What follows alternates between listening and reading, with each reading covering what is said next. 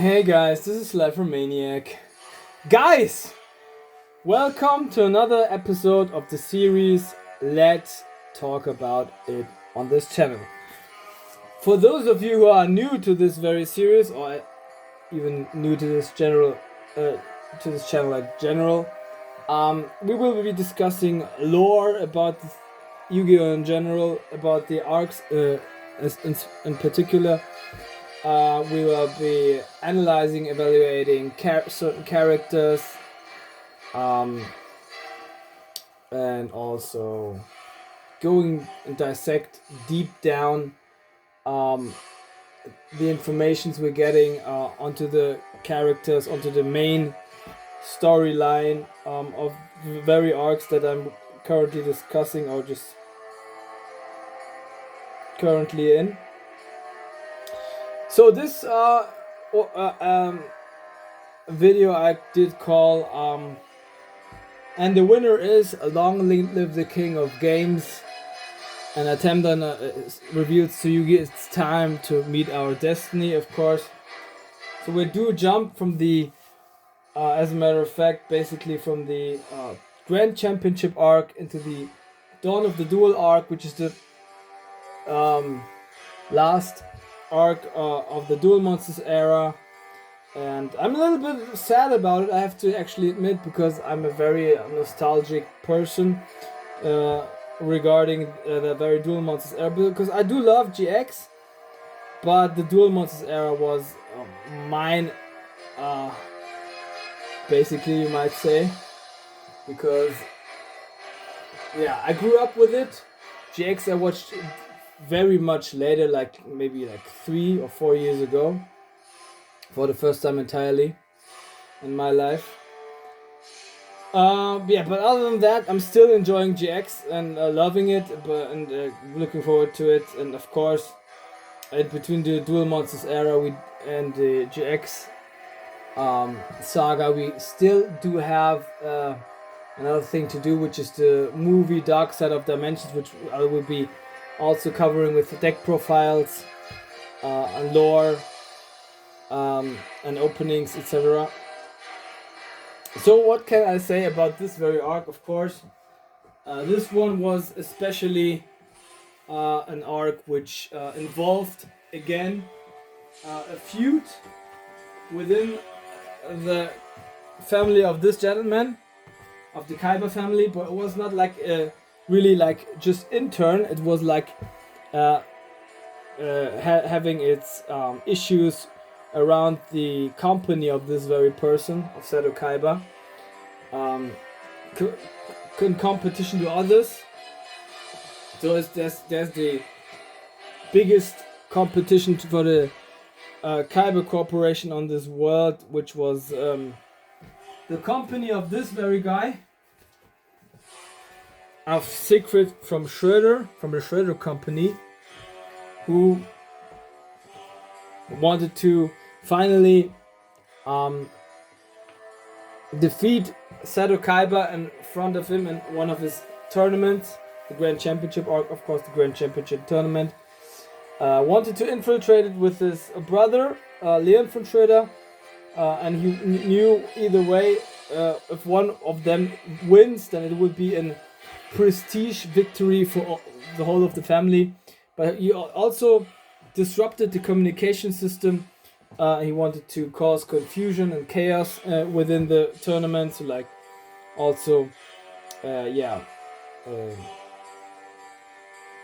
make a shame of the whole competition and whole tournament.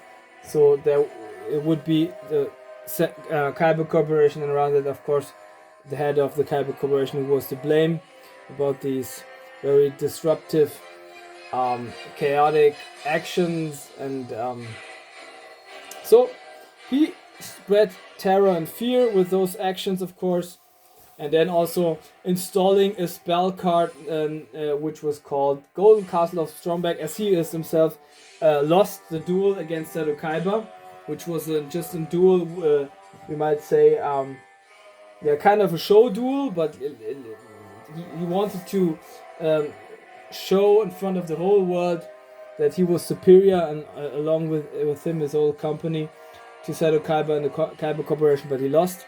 And his last trump card was his brother Leon von Schroeder, who dueled in the finals against the King of Games, Yugi Muto, and that eventually also then ended up losing.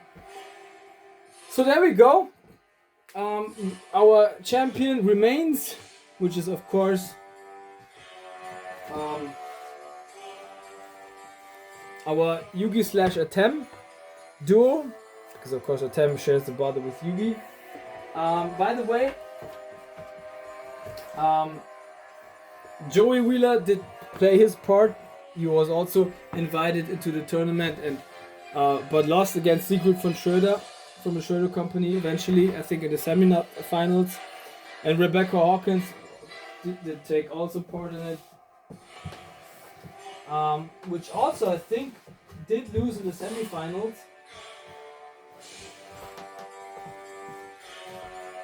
This one right there, the computer geek genius and college student Rebecca Hawkins, the granddaughter of Arthur Hawkins, the professor of archaeologic research. And of course one of the most capable duelists of the world, but still she did lose against Leon von Schröder, the brother of Siegfried von Schröder. And then we have the result that we do have. So that's why I said, long live the King of Games, and the winner is long live the King of Games. But then we have to move on eventually, because there's not really much to say about that. And so we just move on, I would suggest. And like I said, Atem says to Yugi, this gentleman to this one, it is time to meet our destiny. And that's what we're gonna do.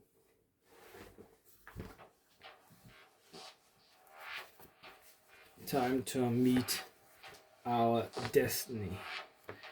So what is this arc about?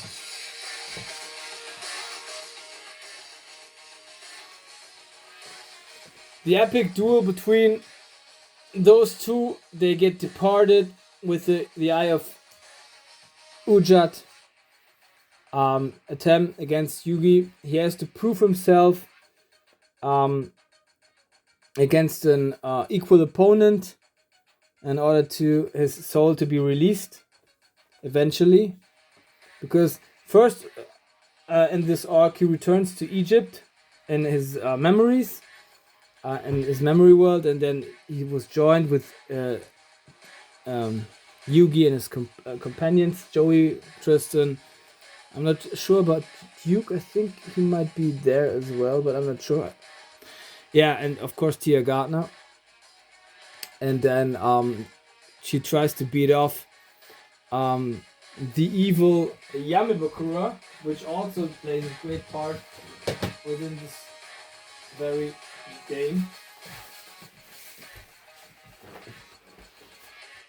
So the main villain of this arc, the main villain as well as of the whole Duel Monsters era, is none other than Yamabakura, one of my favorite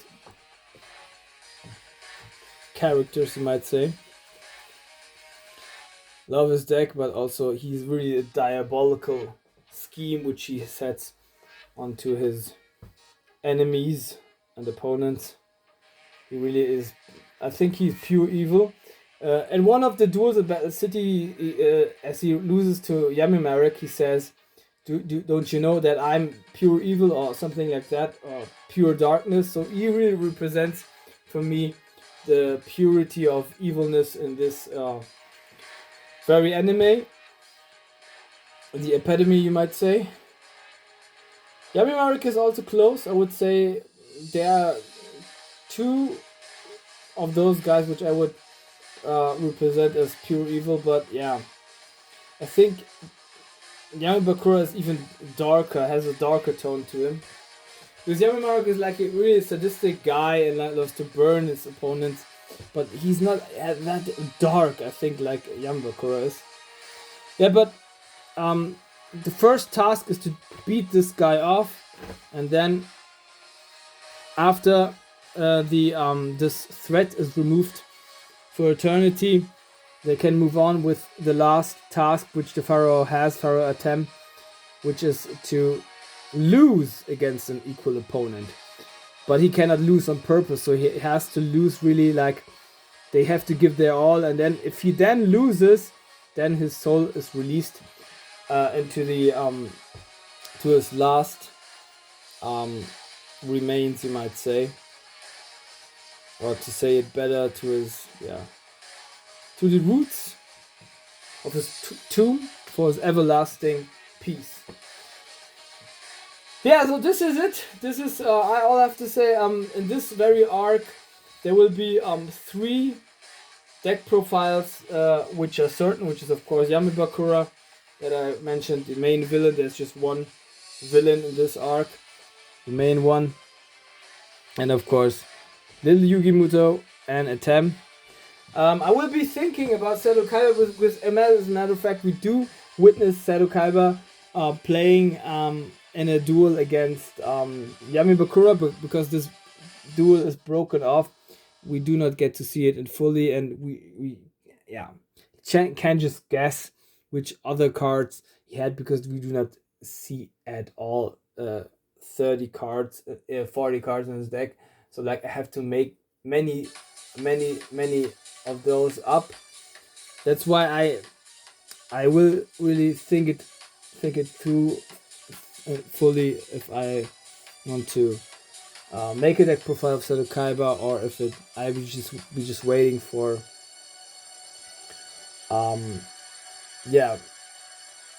the Dark Side of Dimensions movie. And of course I intend to do at the at the ending of the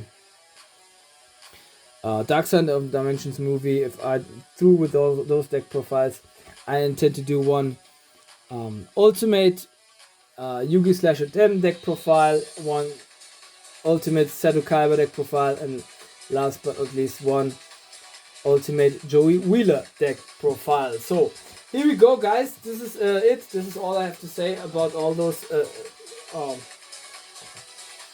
lores, characters, main storyline for today. I hope you guys enjoyed this one. As always, hit the like and subscribe button, show me some love. Stay tuned for more content of this kind, of course. And also in this very context, I will be also doing the one or other opening. As always, I will be having a random pack opening per month at least. And then I will be slowly but mostly draw my intention into the GX era, which I want to really set up at a big showcase for you guys that I want to do in the near future. Maybe 4 or maybe 8 weeks, I don't know, but I have to mobilize my resources financially as well as in terms of organization. And then if all is set and structured, then I will be starting with the GX era.